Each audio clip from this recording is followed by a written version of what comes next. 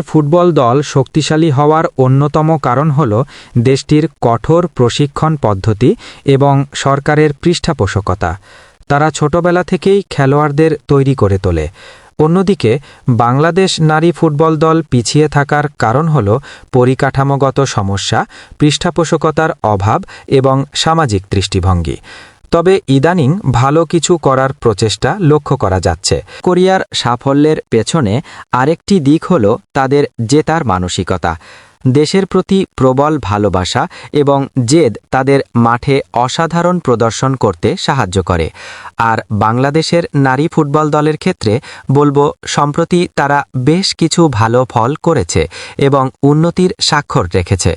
সঠিক পৃষ্ঠপোষকতা এবং পরিকল্পনা থাকলে তারাও অনেক দূর যেতে পারে। মতো ফুটবলে শক্তিশালী হতে বাংলাদেশের অনেক কিছু করতে হবে। এর মধ্যে রয়েছে তৃণমূল পর্যায়ে কঠোর প্রশিক্ষণ, ভালো পরিকাঠামো তৈরি করা এবং ঘরোয়া ফুটবলের মান উন্নত করা। এছাড়া আন্তর্জাতিক ম্যাচে বেশি বেশি অংশগ্রহণের মাধ্যমে খেলোয়াড়দের অভিজ্ঞতা বাড়ানো জরুরি।